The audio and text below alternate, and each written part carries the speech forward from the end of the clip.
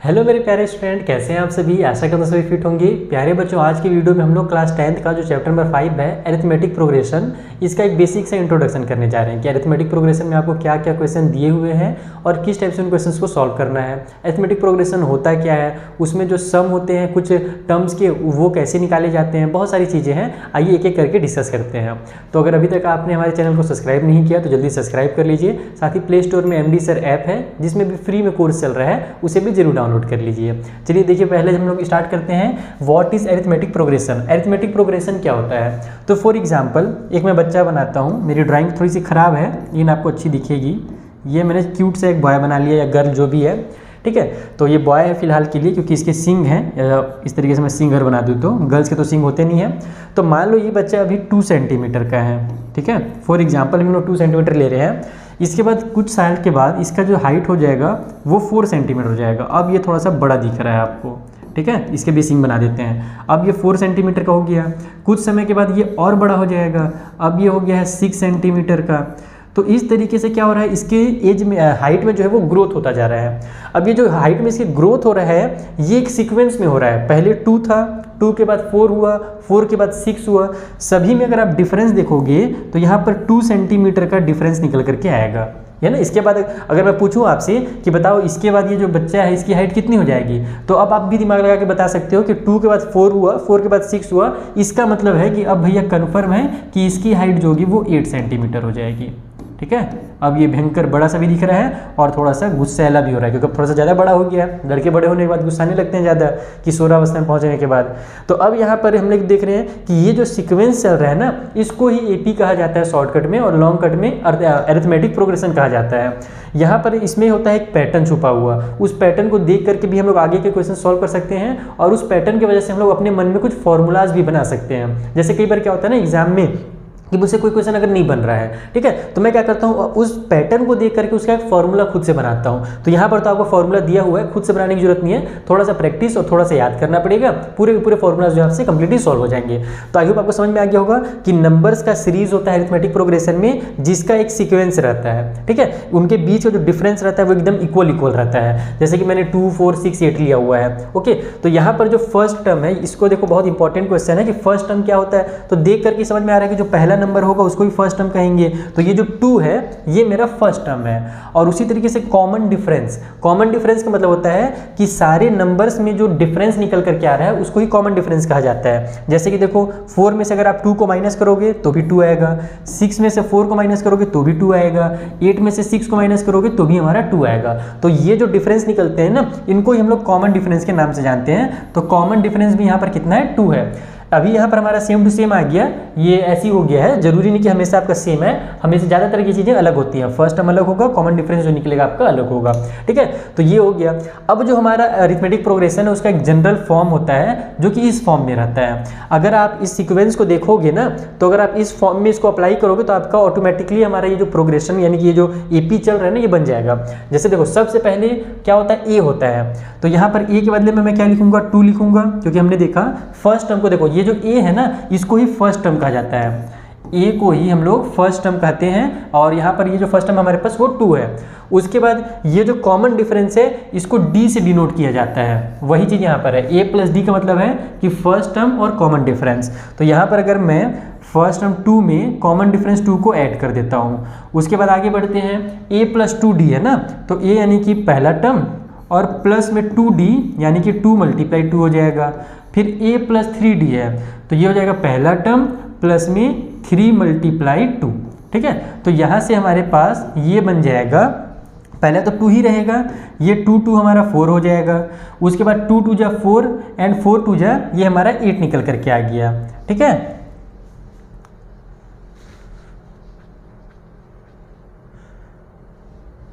अरे सॉरी यार, तभी मैं बोलूँ कि 8 कहाँ से आ जा रहा है, 8 कहाँ से आएगा, 2 2 × 4 और ये प्लस है ना, तो 4 + 2 8 थोड़ी होता है। बुड़बक लाल कहाँ है हमारा ध्यान, ये यहाँ पर हो जाएगा 6। उसके बाद फिर हमारे पास यहाँ पर ये हम लोग 3D लिए हैं, तो 3 2 × 6 और 6 में 2 प्लस करेंगे तो अब ये 8 होगा। तो आपने देखा कि हमारा जब हमने फॉर्मूला में, यानी कोई भी जो हमारा अरिथमेटिक प्रोग्रेशन होता है, ये तो मैंने सिंपल नंबर्स लिए हुए हैं, जितने भी कॉम्प्लिकेटिव नंबर्स रहेंगे ना, वहाँ पर आपका जब आप इस फॉर्म में अप्लाई करोगे A + D, फिर A + 2D, A + 3D, तो हमारा जो अरिथमेटिक प्रोग्रेशन है, जो AP है, वो ऑटोमेटिकली बन के आता चला जाता है। इसका एक ट्रिक भी है, ये तो हमारा बुक में दिया हुआ तरीका है, अब ट्रिक क्या है वो समझो। मैं आपको ट्रिक भी समझा देता हूँ ताकि आप जब एग्जाम में आए ना तो आप अपना टाइम बचा सको। मैंने जब एक्सरसाइज कराया है ना, एक्सरसाइज के वीडियोस आपको मेरे यूट्यूब चैनल में मिल जाएंगे, उसमें मैंने ये ट्रिक भी कहीं पर यूज़ किया है जहाँ पर आपको जरूरत पड़ेगा और टाइम आपका बचाएगा।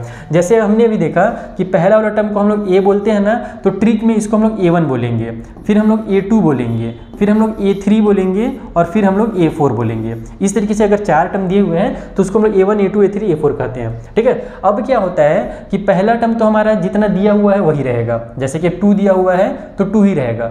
जो A2 होता है ना, वो क्या होता है, A1 जितना भी है उसमें आप लोग 2 को प्लस कर दो, यानी कि जो भी हमारा कॉमन डिफरेंस है, 2 को यहाँ पर 2 नहीं लिखता हूँ मैं, इसको मैं कॉमन डिफरेंस यानी कि D लिख देता हूँ। अगर हमको A3 निकालना है तो जो भी A2 निकला हुआ है उसमें D प्लस कर दो, यानी कि पिछले वाले टर्म पे अगर आप D को प्लस करते जाओगे, कॉमन डिफरेंस को प्लस करते जाओगे, तो भी हमारा श्रेणी यानी कि जो श्रृंखला है वो बनती चली जाएगी।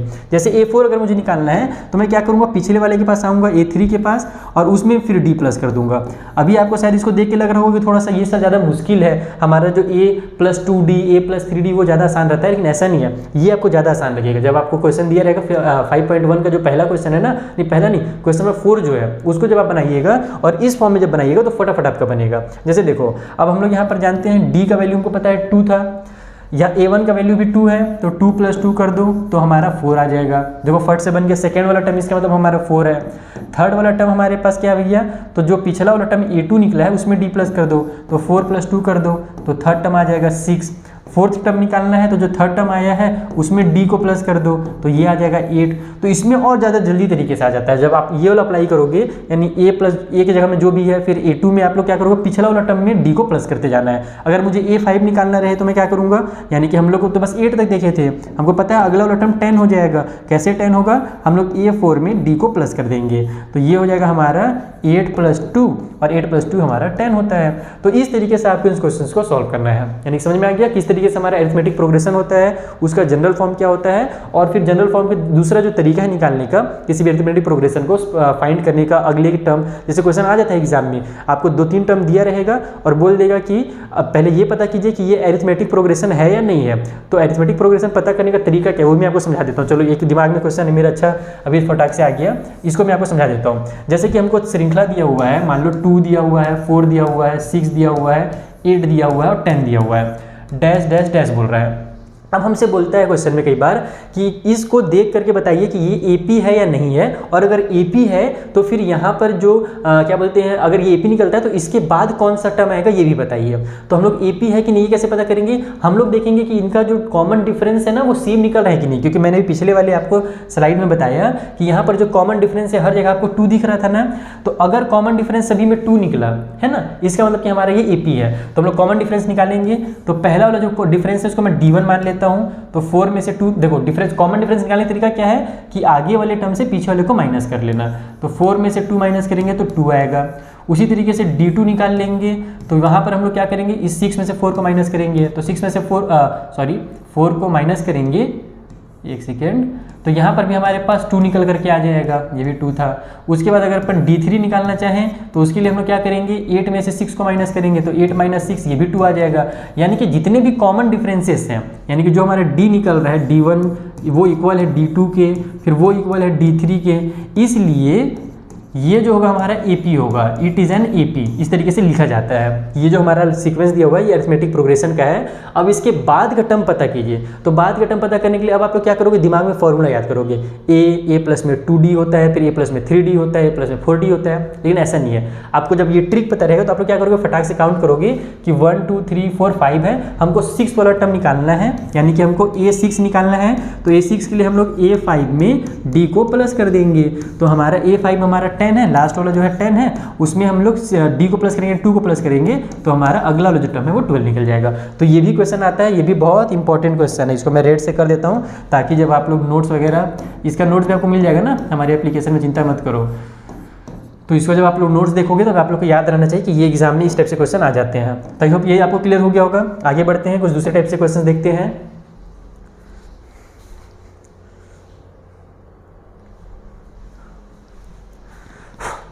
सो नेक्स्ट टॉपिक है कि जो nth टर्म होगा वो कितना होगा। nth टर्म का मतलब क्या है, जैसे आपकी बुक में दिया हुआ है nth टर्म ऑफ एपी।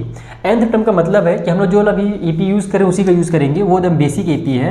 2 हो गया, 4 हो गया, 6 हो गया, 8 हो गया, 10 हो गया। यहाँ तक तो हम लोग अभी तक फाइंड कर लिए हैं डैश डैश डैश, ये तो भी और आगे चलते चला जाएगा। अब यहाँ पर टोटल कितने टर्म हमारे पास 5 टर्म है। अगर हमसे क्वेश्चन आ जाए कि बताइए कि इस एपी का 8वां टर्म कौन सा होगा, जो 8th टर्म होगा, 8th टर्म, ठीक है, वो कितना होगा। 8th टर्म का मतलब ये वाला 8 नहीं ना, ये टर्म के नंबर पे 1 2 3 4, ये मेरा 4th टर्म है। ध्यान रखना कि 8th टर्म का मतलब है कि इसके बाद ये 5वां टर्म है, तो 6वां टर्म कौन सा होगा, 7वां कौन सा होगा और 8वां कौन सा होगा। ये तो 4th है, तो 8वां टर्म हमारा कौन सा होगा। अगर ये पता करना है तो छोटा नंबर में तो हम आराम से पता कर सकते हैं कि 6वां टर्म 12 होगा, 7वां 14 होगा, 8वां 16 होगा। लेकिन अगर बड़े नंबर आ जाते हैं तो उसमें फिर कंफ्यूजन क्रिएट हो जाता है। तो उसके लिए एक सिंपल सा फॉर्मूला है, ये फॉर्मूला को आप लोग याद कर लीजिए, कॉपी में लिख लीजिए। मैं हमेशा बोलता हूँ कि एक पतली सी कॉपी बना लीजिए फॉर्मूला वाली, जिसमें आप लोग सारे फॉर्मूला को खुद से लिखो। जब खुद से लिखते हैं फॉर्मूला को ना, और बुक में लिखा हुआ जो रहता है, दोनों में थोड़ा सा फर्क होता है। खुद से लिखा हुआ जल्दी याद हो जाता है, जब आपको रिवीजन करना रहेगा थोड़ा सा बस कॉपी का पेज पलटना, तुरंत रिवाइज हो जाएगा। तो यहाँ पर हम लोग यही काम करेंगे कि an = a प्लस में n-1d, ये फॉर्मूला याद कर लेंगे, a + n-1d।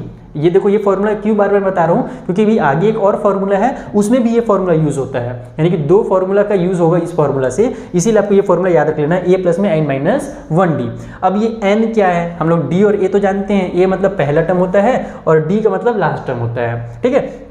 n कौन सा है भैया, तो n का मतलब होता है कि जो टर्म, सॉरी d का मतलब लास्ट टर्म नहीं होता है, d का मतलब कॉमन डिफरेंस होता है। n का मतलब कि जिस टर्म के बारे में हमसे पूछा गया, जैसे हमसे 8th टर्म पूछा गया है ना, तो हम लोग यहाँ पर a8 लिखेंगे ऐसे, ठीक है। इक्वल करेंगे, a प्लस में है तो यहाँ पर मैं पहले चलो फॉर्मूला में डायरेक्ट अप्लाई कर देता हूँ। a के बदले में मैं डायरेक्ट 2 लिख देता हूँ कि मेरा जो पहला टर्म है वो 2 है। उसके बाद n-1d है, तो n का मतलब वही कि कौन सा टर्म पूछा है, तो हमसे 8 टर्म पूछा है ना, तो 8-1 हो जाएगा। और d के बदले में हम लोग फिर से 2 लिख देंगे, क्योंकि हमारा d का भी वैल्यू 2 है इस वाले हम लोग जो भी एग्जाम्पल लिए उसमें।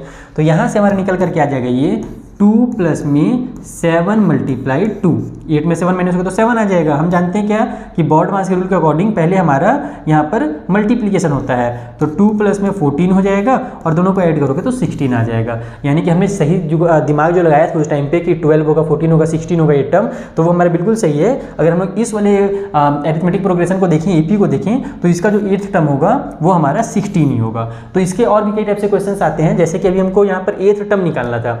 कई बार हमसे बोल देता है कि 16 कौन सा टर्म होगा, जैसे इसी को उल्टा घुमा के भी क्वेश्चन दे देता है कि बताइए ये हमारा एक श्रेणी है, ये एक ईपी है, इसमें 8th टर्म हमसे नहीं पूछेगा, हमसे पूछ देगा कि बताइए जो 16 नंबर आएगा इसी श्रेणी में, आगे चल करके एक नंबर 16 आएगा, वो कौन से टर्म में आएगा। तो अभी तो हमको पता है 8 टर्म, लेकिन उसको निकाला कैसे जाएगा, तो सेम यही फॉर्मूला लगाएंगे हम लोग। यहाँ पर लिखेंगे an इक्वल के उस साइड में 2 प्लस में यहाँ पर n-1d हो जाएगा, क्योंकि n का वैल्यू हमको पता नहीं है, वही तो हमको पता करना है इस बार कि कौन सा टर्म आ रहा है। और d का जो है वो हमारे पास कितना है, तो d हमारे पास 2 है, ठीक है। तो अब यहाँ पर an का मतलब क्या होता है, an का मतलब ही होता है कि जो हमको वैल्यू दिया हुआ है, an यहाँ पर जो a8 हमने निकाला था, ये कितना निकला था, 16 निकला था। तो इस बार हमको बोल दिया है कि an का जो वैल्यू है वो 16 है, बताइए n का वैल्यू कितना है। तो हम लोग कैसे करेंगे, इसके बदले में लिखेंगे 16 इक्वल के उस साइड में हो जाएगा हमारा 2 प्लस में ये 2 का आप लोग n से मल्टीप्लाई कर दो, तो ये हो जाएगा हमारे पास 2n और फिर 2 1 जा 2 हो जाएगा हमारा, तो ये हो जाएगा प्लस और -2 आपस में कैंसिल। हमारा बन गया 16 = 2n, हमको n की वैल्यू चाहिए तो 2 को इधर ट्रांसफर कर दो, तो 16 / 2 = n हो जाएगा। इसको कट करेंगे तो आ जाएगा 8, यानी कि n की वैल्यू कितनी है, 8 है। अगर हमसे पूछा जाए कि 16 टर्म कितना, जो 16th है वो कौन से टर्म पे आएगा, कौन से नंबर पे आएगा, तो वो 8th टर्म पे आएगा। तो इस टाइप से भी क्वेश्चन को आगे पीछे घुमा करके दिया जाता है। आप जब एक्सरसाइज सॉल्व करोगे तो वहाँ पर मैंने सॉल्व कराया है, आपको डिटेल में समझ में आएगा। आई होप ये भी आपको क्लियर हो गया होगा। आगे बढ़ते हैं, अब जो बहुत इंपॉर्टेंट क्वेश्चन है फॉर्मूला से रिलेटेड, जहाँ पर हमसे सम करने के लिए पूछा जाता है, वो समझते हैं हम।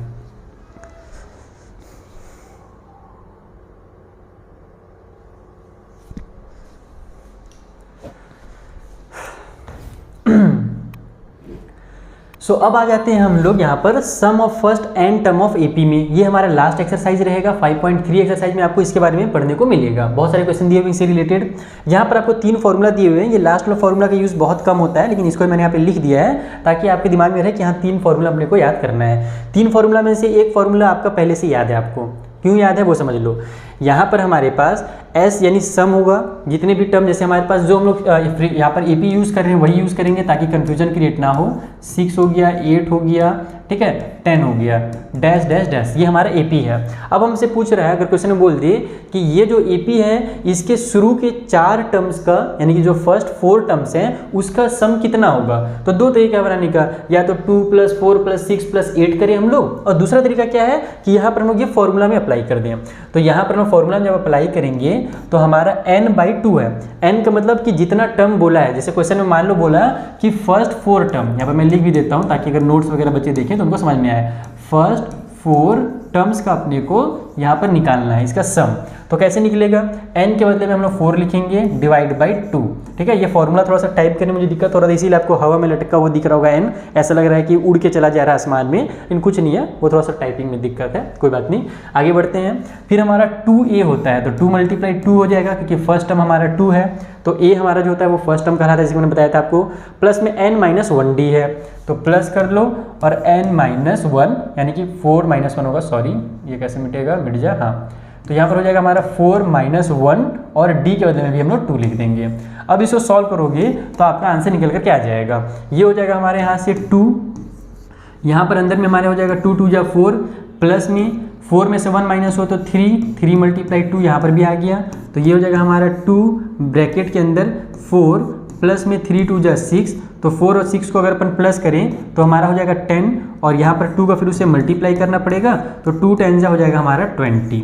यानी कि यहाँ पर अगर शुरू के 4 टर्म का सम निकालोगे तो 20 आएगा। आप लोग अपने कॉपी में जल्दी से निकाल के चेक भी कर सकते हैं, क्योंकि अगर हमारा फॉर्मूला से निकला है इसका मतलब बिल्कुल सही निकला है। अभी देखो आपको लग रहा होगा कि सर हम लोग तो ऐसी ओरली निकाल दे रहे हैं, आप काहे इतना मेहनत कर रहे हैं, तो भैया मेहनत इसलिए कर रहे हैं क्योंकि आपको बुक में ना इस टाइप से क्वेश्चन नहीं दिया रहेगा। ये तो मैं दाल भात वाले क्वेश्चन आपके समझने के लिए बना रहा हूँ ताकि आपका कॉन्सेप्ट क्लियर रहे। जब तक कॉन्सेप्ट क्लियर नहीं होगा बड़े नंबर से नहीं समझ में आते हैं। कभी भी जब आप लोग सॉल्व करना शुरू करो ना क्वेश्चन, तो छोटे नंबर से शुरू किया करो, उससे फायदा यही होता है ना कि हमको कॉन्सेप्ट समझ में आ जाता है। जैसे बचपन में हमने पहले 1 + 1 किया, 2 + 3 किया, उसके बाद ना फिर डायरेक्ट 300। अगर मान लो बचपन में आपको बोला जाता कि 346 में 252 प्लस करो, आप तो बेहोश हो जाते हैं कि भैया अभी मैं 1 + 1 सीखा नहीं हूँ, अभी तो मैं खाना खाना सीख रहा हूँ और आप लोग डायरेक्ट मुझे 300 प्लस करवा रहे हो, तो गलत बात है ना। तो उसी तरीके से बुक में जो क्वेश्चन है वो बड़े नंबर दिए हुए हैं, इसीलिए मैं आपको छोटे नंबर यानी कि कॉन्सेप्ट समझा रहा हूँ। तो ये हो गया हमारा इतना। अब हमारा जो 4th टर्म यानी फर्स्ट 4 टर्म का जो सम है वो 20 है। अब आप बोलोगे सर इस वाला फॉर्मूला का यूज़ कहाँ पर करें, ये तो समझ में आ गया इस फॉर्मूला का यूज़ कैसे करना है। तो सेकेंड वाला जो फॉर्मूला है हमारा S = n/2 और a + l। L का मतलब आप ही सोचो क्या हो सकता है, L का मतलब होता है लास्ट टर्म, ठीक है। L जो होता है ये शो करता है लास्ट टर्म को। अगर क्वेश्चन हमसे इस टाइप से दिया रहे हैं, ये और ज़्यादा इजी है। जैसे कि क्वेश्चन हमें दिया हुआ है कि 2 है, 4 है, 6 है, 8 है, dash dash dash, last term जो है वो 16 है। तो बताइए कि ये जो हमारा अरिथमेटिक प्रोग्रेशन है, ये जो हमारा एपी है, इसका सम कितना होगा। बीच का हमको नंबरों नहीं पता है, बीच का बात हमको इससे पता है कि 8 के बाद 10 आएगा, 10 के बाद 12 आएगा। इन बड़े नंबर दे देते हैं तो फिर वहाँ पे नंबर निकालने का तो टाइम रहेगा नहीं, टाइम पास हो जाएगा नहीं तो फालतू में। तो अब यहाँ पर हमसे बोले कि बताइए ये वाला जो हमारा एपी है जिसका लास्ट टर्म हमारे पास 16 है, इसका टोटल सम कितना होगा। पहले हम लोग क्या करेंगे, एन की वैल्यू पता करेंगे, क्योंकि हमारे पास यहाँ जो 16 है वो तो लास्ट टर्म दिख रहा है, लेकिन हमको पता नहीं कि वो कौन सा टर्म है। हमको पहले पिछले वाले क्वेश्चन में अभी पता है फिलहाल के लिए कि 16 जो है वो 8th टर्म पे आ रहा है, 8वें नंबर पे आ रहा है। मान लो थोड़ी देर के लिए हमको पता ही नहीं है, हम लोग भूल गए, गजनी हम लोग। तो कैसे करें, हम गजनी जानते हो ना कौन है, गजनी नहीं पता तो फिर याद कर लेना, वो हिस्ट्री वाला गजनी, महमूद गजनवी वाला नहीं ना, मूवी वाला गजनी। तो हम लोग क्या करेंगे, यहाँ पर से वो फॉर्मूला लगाएंगे हमारा कि जो an है = a प्लस में n-1d। पहले इस वाला फॉर्मूला से हम जल्दी से n फाइंड करेंगे, तो आपको पता ही कि 8 निकलेगा। ये वाला भी पिछले वाले क्वेश्चन में आपने पिछले स्लाइड में इसको सॉल्व करके देखा था, यानी कि हमारा जो n का वैल्यू है यहाँ से वो आपका 8 निकल जाएगा। मैं यहाँ पर दोबारा से सॉल्व नहीं कर रहा हूँ, जैसे पहले सॉल्व किया था सेम वैसे सॉल्व करेंगे। अब हम लोग का जब n का वैल्यू 8 निकल गया है तो n का वैल्यू पुट करेंगे और यहाँ पर से आंसर निकालेंगे। ये हो जाएगा हमारा n के बदले में 8 डिवाइड बाई में 2, यानी कि 16 जो है वो 8th टर्म है, डिवाइड बाई 2 हो गया। फिर a + l है तो 2 + में 16 हो जाएगा, क्योंकि लास्ट टर्म हमारा जो होता है वो 16 दिया हुआ है। तो यहाँ से हो जाएगा हमारे पास ये 4 प्लस में हमारे पास हो जाएगा ये हमारा 16 और 2 कर देंगे हम लोग प्लस, तो 18 हो जाएगा। सॉरी यहाँ पर प्लस की साइन नहीं लगेगी बच्चों, बीच में कोई भी साइन नहीं रहता तो वहाँ पर मल्टीप्लाई की साइन छुपी रहती है, तो 18 हो जाएगा। तो 18 टू जो हमारा 36 और 4 जो हो जाता है 72। इसका मतलब कि हमारा 72 हो जाएगा इन सभी का जब हम लोग सम करेंगे। तो आप लोग चाहो, अगर आप लोग चेक करना चाहते हो कि मैं सही बता रहा हूँ या गलत बता रहा हूँ, तो 2, 4, 6, 8, 10, 12, उसके बाद फिर क्या था हमारा 14 आएगा, फिर 16 आएगा। इन सभी का सम करके भी देख सकते हो। जब आप इसका भी सम करोगे तो 72 ही आएगा। और यहाँ पर जब हम लोग फॉर्मूला लगा के शॉर्टकट में सम कर रहे हैं तो भी 72 आ रहा है। तो जब शुरू में अपने चैप्टर स्टार्ट किया था तब आपको लग रहा था इस तरह फॉर्मूला फालतू लगा रहे हैं, हम लोग तो अपने दिमाग से ही इसका सीक्वेंस बता देंगे। लेकिन अब आप लोग देखो, जब यहाँ सम वगैरह पूछने में आ गया तो प्लस करने में टाइम लगेगा और फॉर्मूला से बनाओगे तो जल्दी बनेगा। तो आई होप आपको समझ में आ गया होगा किस तरीके से इनको क्वेश्चन को सॉल्व किया जाता है। ये जो लास्ट फॉर्मूला था ना, ये वाला फॉर्मूला, इसका तब यूज़ किया जाता है जब आपसे इस टाइप से क्वेश्चन पूछा जाए कि बताइए फर्स्ट 100 पॉजिटिव इंटीजर या पॉजिटिव नेचुरल नंबर्स का जो सम होगा वो कितना होगा। तो जब फर्स्ट 100 वगैरह पूछा जाए तब आप वहाँ पर n के बदले में 100 लगा करके 100 + 1 डिवाइड बाई 2 करना, तो वो जल्दी सॉल्व हो जाता है। इस टाइप से क्वेश्चन आते हैं, फर्स्ट 100 हो गया, फर्स्ट 1000, या फिर लिख दिए फर्स्ट 99 पॉजिटिव इंटीजर का सम बताइए। तो वहाँ पर आप लोग को फर्स्ट 19 बोल दिया तो आपको फर्स्ट टर्म तो दिया नहीं है, आप लोग अपने दिमाग में 1 2 सोचते रह जाइए। उससे अच्छा है कि डायरेक्ट वहाँ पर फर्स्ट 19 बोल दिया, 99 बोल दिया है तो n के बदले में 99 लिखिए, 99 + 1। ये एक्चुअल में इस तरीके से दिखता है, यहाँ पर तो सब बिगड़ गया है। ये n ब्रैकेट में n + 1 और डिवाइड बाई 2, ये जो 2 है ये पूरे के डिवाइड में है, ठीक है, डिवाइड बाई 2, ये इसका एक्चुअल में फॉर्मूला है। तो इस फॉर्मूला की ज़्यादातर नहीं होता है, फिर भी अगर कुछ क्वेश्चंस आपके बुक में दिए हुए रहेंगे तो उसको मैं सॉल्व कराऊंगा। अभी मैंने 5.3 का वीडियो नहीं बनाया है। तो मिलते हैं बच्चों अब एक्सरसाइज वाले वीडियो में। 5.1 का एकदम डिटेल में वीडियो बन चुका है, हमारे यूट्यूब चैनल में आइए और उसे अच्छे से देख करके समझिए। एक्सरसाइज की जितना प्रैक्टिस करोगे ना उतने अच्छे से आपका कॉन्सेप्ट क्लियर होगा। Thank you for watching.